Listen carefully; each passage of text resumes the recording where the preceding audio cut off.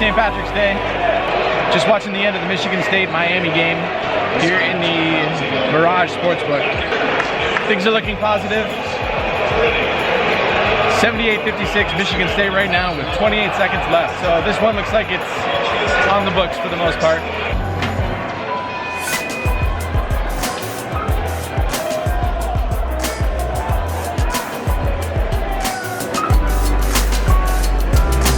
Yo, Lexington. Thanks, man. Good bet. Appreciate it.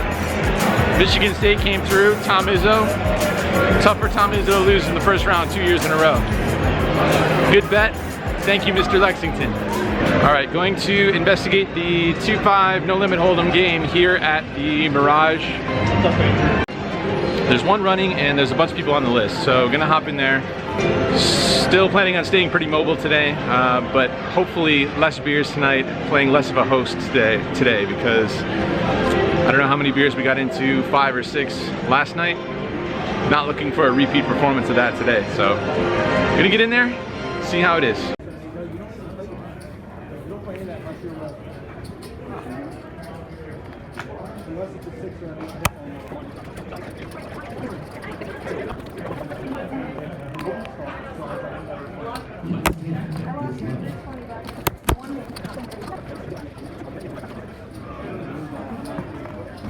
Yeah.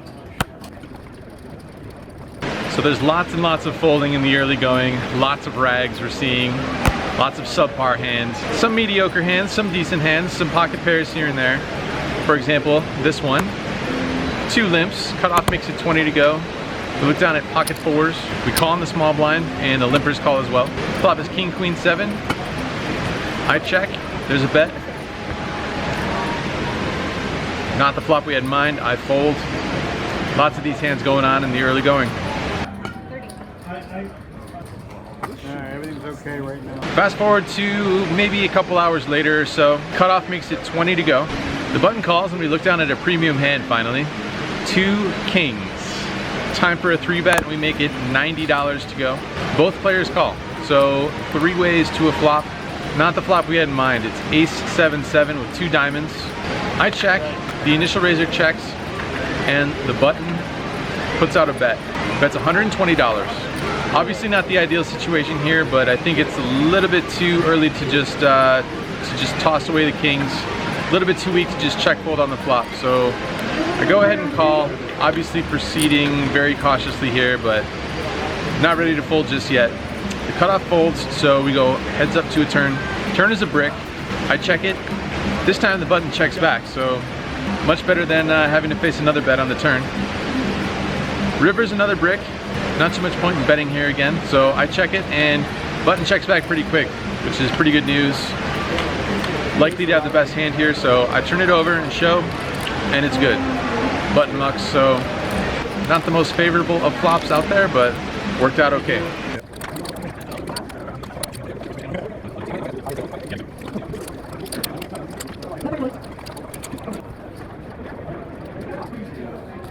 In this next hand, the hijack opens for $15. I looked down at ace 5 offsuit on the button.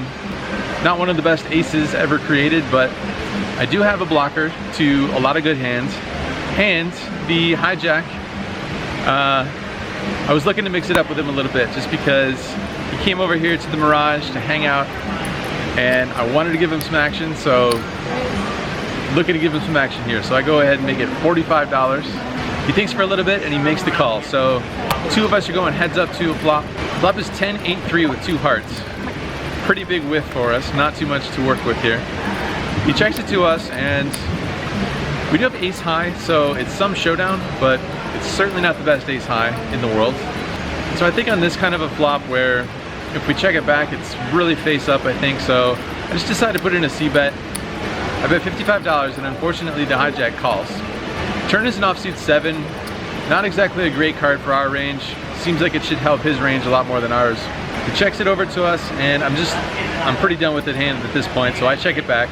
River's an offsuit 3, so it pairs the board. And this time he checks it over to us again. I'm certainly happy to show down ace high at this point. There's lots of brick draws that could have potentially missed. And Not looking to turn my ace high into a bluff at this point, so I go ahead and check it back. He rolls over queen 9, missed draw, missed over cards. Ace high is good.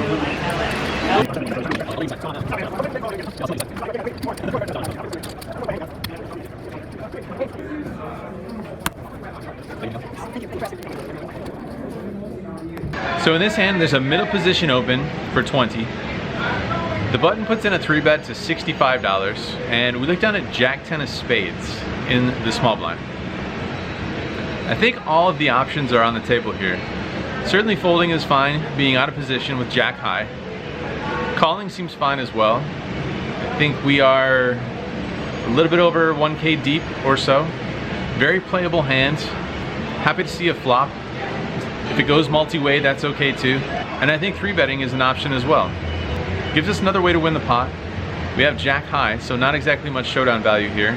And there could be a deception factor in play as well. So all those things in mind, along with the fact that I don't think the button should have the tightest of ranges ever in this spot with a middle position open and a 3-bet from the button. I decided to go for the ladder route. I decided to go for the most high variance route. I put in a 3-bet and make it 190 to go. The initial raiser folds and the button makes the call. So heads up to a flop here. Flop is about as dry as it gets. Flop is king 8 deuce 1 spade. We flop a bunch of backdoor draws, but that's about it. Still working with Jack high here. So I think a C-bet is pretty mandatory here. So I go ahead and bet, but I don't think I need to bet that much. With the board being so dry and it being tough for my opponent to continue with too many hands here, I think a pretty small bet in a 4-bet pot on this dry of a board is okay. So I only bet $135. Button thinks for a little bit and he makes the call. Turn is a 7 of diamonds, which brings a backdoor flush draw on board. We pick up a little bit of equity. There were a lot of cards on the flop that would give us some equity. Any spade and lots of straight draw cards. This is one of the straight draw cards, and it's an opportunity to keep barreling. Again, I don't think I have to bet that big because obviously there were no draws on the flop, and if my opponent does happen to have some sort of middling pair in between the 8s and the king, queens, jacks, 10s, 9s, I don't think he's going to be able to continue for a second bet, even if it's on the smaller side relative to the pot. So I think we can get away with a little bit smaller of sizing here. Fold out those middling pairs, middle to big pairs. The problem is that we block 2 of those middling pairs. It's unlikely for him to have jacks or 10s here. Queens are certainly a possibility. Not sure if he would 3-bet 9s pre-flop, but tough for me to say. There could be some merit to betting really big here, to just jamming it all in. We have some equity when called, so we're never drawing dead. But more so than that, I think it puts maximum pressure on a hand like king queen suited, maybe a king jack suited type hand, even a king queen offsuit that decided to 3-bet pre-flop. Ace king could be borderline. I'm not sure if I should expect him to fold ace king here. Obviously never folding pocket aces or pocket kings.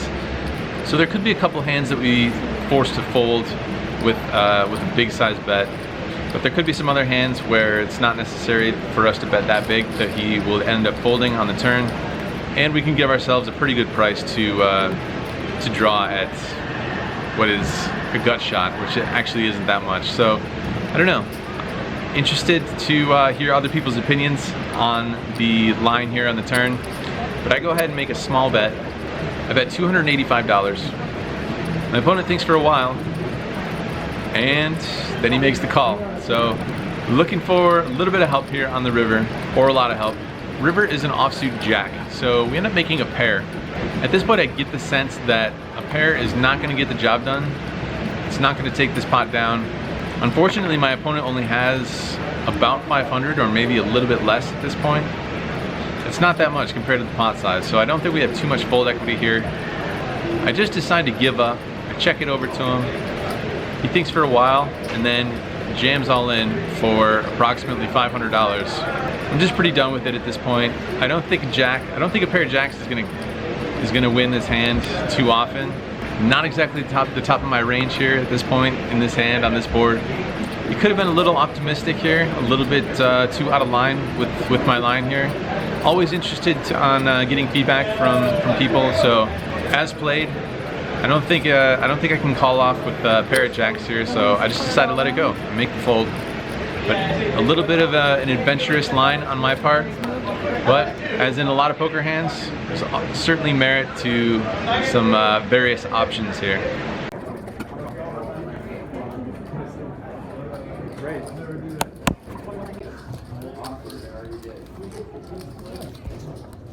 So in this hand, there's the middle position open to $20. I looked down at 9-7 of diamonds, suited one gapper, a couple different options, but I kind of like a 3-bet.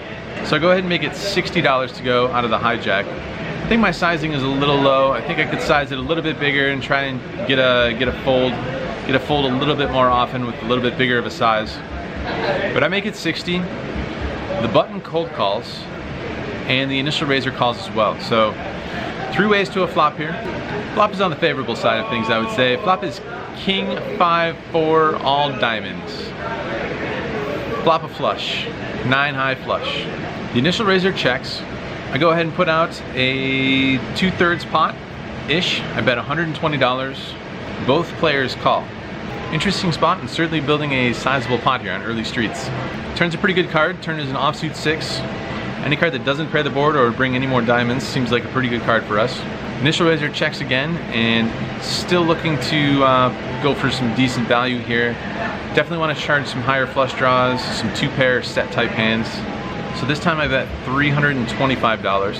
The button folds, and it's back on the initial raiser. Once again, he thinks and then makes the call. So we're off to a river card with not too much money behind. I think my opponent only has about 3 or 350 behind at this point. River's an offsuit 7.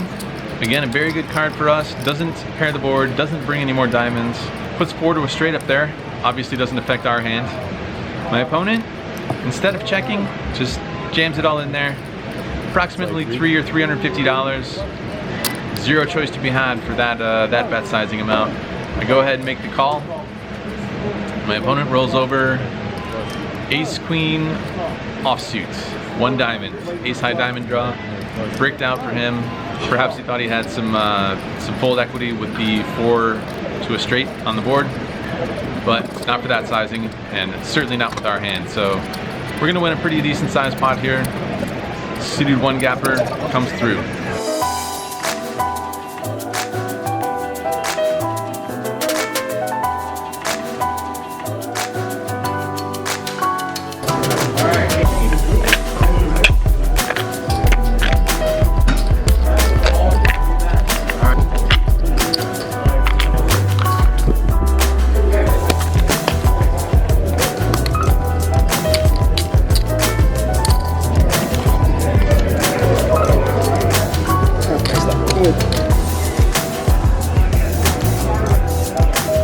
Wrapping up the session.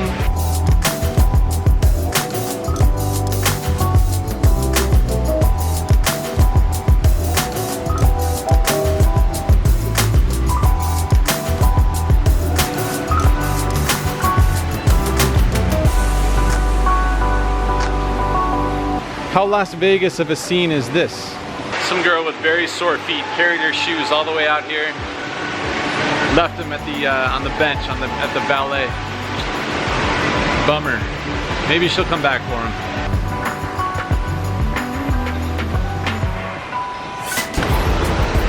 Good morning. How you doing? Thank you. Looks like someone left their shoes on the bench. Thank you. Have a good night. All right, so day 2 is a wrap here at March Madness via the Mirage. Played for, how long did we play for today? Played for approximately 8 hours and 10 minutes today at the Mirage, 2-5, no limit hold'em. It is now 6 in the morning. I'm a little tired, to say the least. I'm starting to get a little run down here, not gonna lie. It's a lot of work, but no rest for the weary. Is that a phrase? I think that's a phrase. You just gotta grind, you know? You just gotta grind. You just gotta put in the time, put in the work, put in the hours. You just gotta grind it out. The only way to get ahead is to put in a ton of work. I'm sure I'm not telling you guys anything that you don't know already, We all go through the same variance. To quote my buddy, Gary Vaynerchuk, who I've been watching lately, the only thing that you can control is how hard you work. So, staying after it. Today we win $751 at the 2.5 at the Mirage. What's tomorrow's game plan? I don't know. Who knows what room we'll end up in next, but we'll be back after it. Heading home now, some much needed sleep, and then back to it.